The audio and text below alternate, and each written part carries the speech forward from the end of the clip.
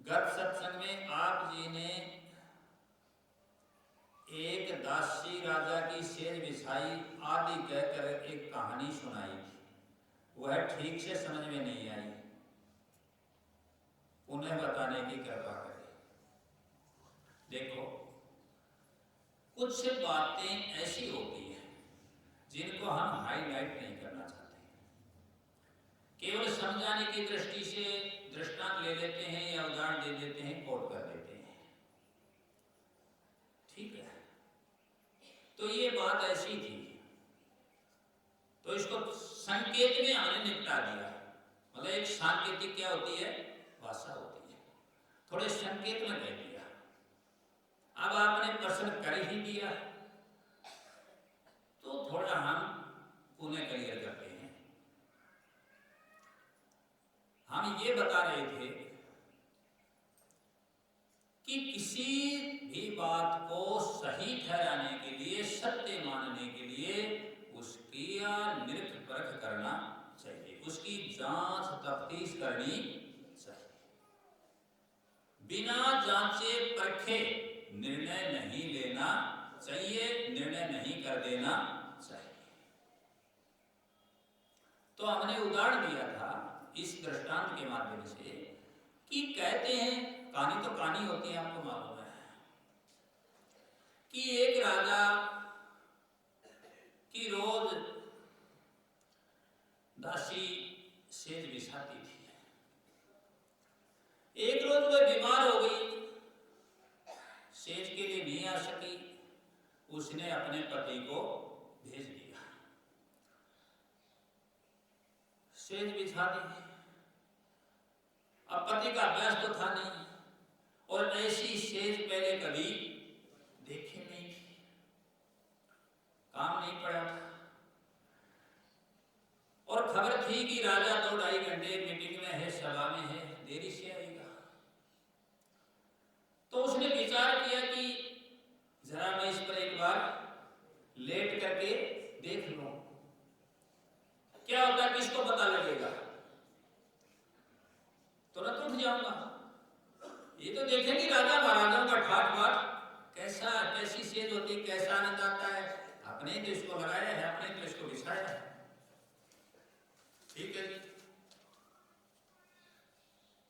Late गया और लेटते क्या आ गई, नींद आ गई, निद्रा मग्न हो गया।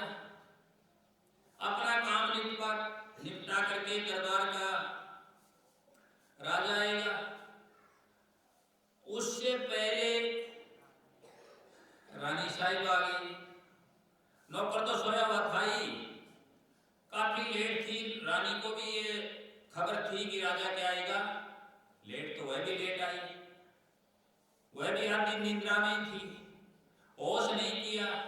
अगला सोया हुआ था ही नौकर, वह भी आकर के सो गई। समझ गए ना? तो राजा की रानी और नौकर, कहने का दासी का पति जो नौकर कहा जाएगा, दोनों अपने सोए हुए थे, कोई दिक्कत नहीं। वो अपनी करवट लेकर के भाई सोया हुआ क्यों जगाई, रानी ने सोचा राजा सोया हुआ क्यों जगाई, करवट ली, सो गई, ध्यान नहीं किया। अब तीसरे नंबर पर कौन आ गया, राजा आ गया। अब राजा आया तो राजा महाराजा होते हैं, इनके साथ अपने हथियार तो होते ही हैं। तो राजा ने देखा कि गड़बड़ है, ये रानी और किसके साथ सोई हुई है, गैर मर्द के साथ। तो तुरंत उसने क्या खींच ली, म्यान से तलवार को खींच लिया, और खींच के जब गर्दन काटने के लिए उद्यत हुआ, तैयार हुआ, तभी उसके सत्संग की बात याद आ गई, संत महापुरुष की कही हुई बात याद आ गई, स्मरण हो गई कि निर्णय सोच समझ के करना चाहिए, निरख करके करना चाहिए। जरा ये तो देखें कि ये करते क्या है, इनकी हरकत तो देखें। बस वही हाथ धीरे से तलवार को वापिस म्यान में रखा और छुप गया जड़ों के।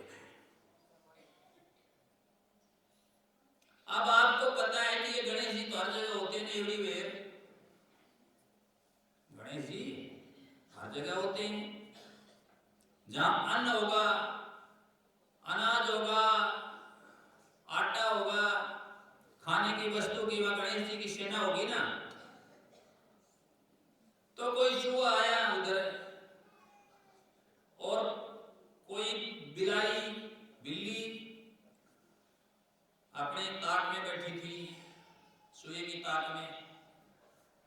जब चूहे का निकलना हुआ और ऊपर से बिल्ली का झपटना हुआ, और झपट करके वो आदि नीचे आती शेर पर, तो दोनों जग गए झटके के साथ। और जग गए तो नौकर तो जग करके देखा कि मेरे से बहुत बड़ी गलती, भूल, अपराध हो गया। नीचे पड़ के चैन पकड़ रहा है, रोने लग गया। और रानी साहिबा ने अपना काम शुरू कर दिया। क्या? कोड़े मारना।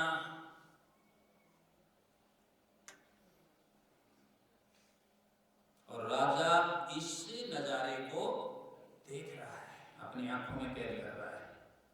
राजा के समझ में आ गया अपने से तो इनसे भी बड़ी गलती हो जाती, क्योंकि ये दोनों क्या थे?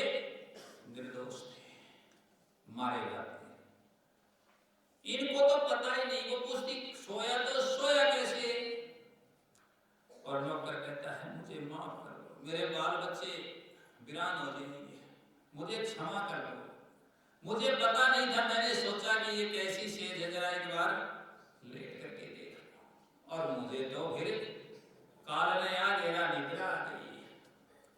क्यों अपने को ऐसी निद्रा नहीं आ जाती है? भजन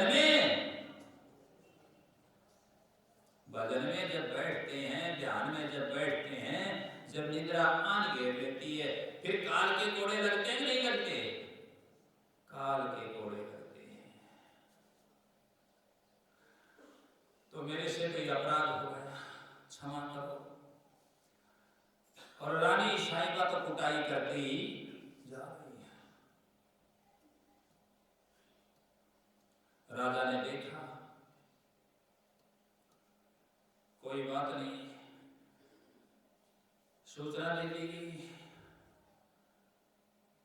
नौकर जाकर आकर के खड़े हो गए, जो ले जाकर के हालातें बंद करने वाले थे वो लोग आ गए। नौकर अचानक हंसने लगा। कोड़े लगे, नौकर हंसे। अब बड़ी ज्ञान की ओर मैं इसकी डायरेक्शन चेंज कर रहा हूं, मोड़ता हूं इस बात को। अब नौकर हंसने लगा।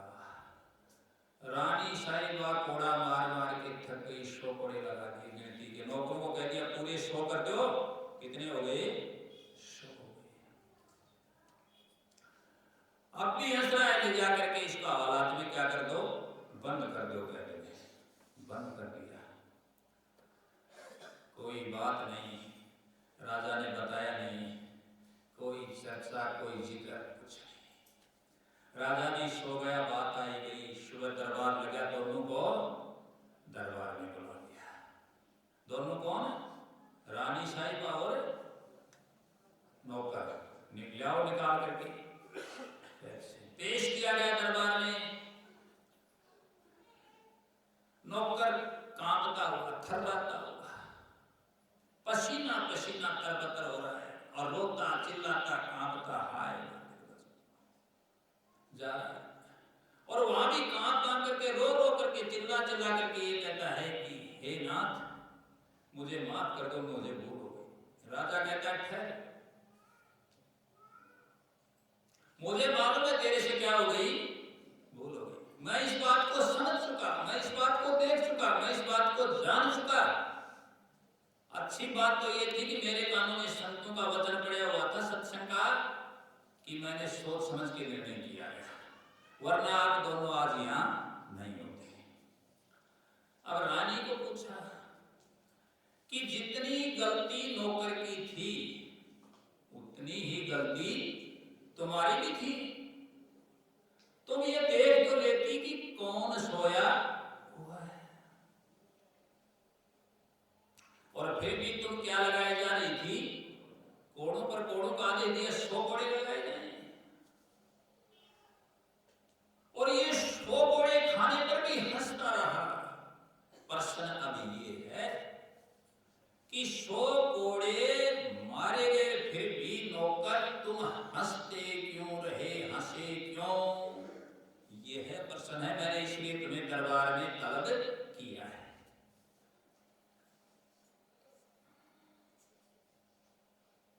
ये बड़ी खास ज्ञान की बात है पुण्यात्माओं। नौकर ने कहा कि प्रभु हे नाथ राजन, मेरे जब कोड़े लगे तो मेरी निद्रा भाग गई और मेरी सुर्ती जाग गई। निद्रा तो भाग गई और सुर्ती जाग गई और मेरी आत्मा ने मुझे प्रेरणा दी अंदर से। जो मेरे अंदर बैठा है हाजिर नाजिर, उसने मुझे कहा रे मूर्ख रो मत, रो मत, तू तो बच गया,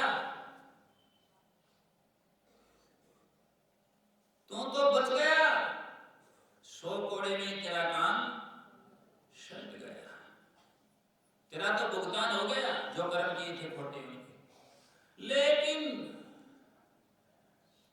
कितने वर्षों से ये सेज बिछाई जा रही है, इस पर ये महाराज रोज रात्रि को विश्राम करता है, सोता है। ये रानी साहिबा सोती है, इनकी क्या हालत होगी। थोड़ी देर लेटने पर तेरे को इतनी बड़ी सजा मिली है, तो ये तो ताउम्र सोते रहे हैं, इनको क्या सजा मिलेगी। तब यह प्रेरणा होने से, यह सोचने से मुझे क्या आ गई, हंसी आ गई। सतनाम सत साहिब।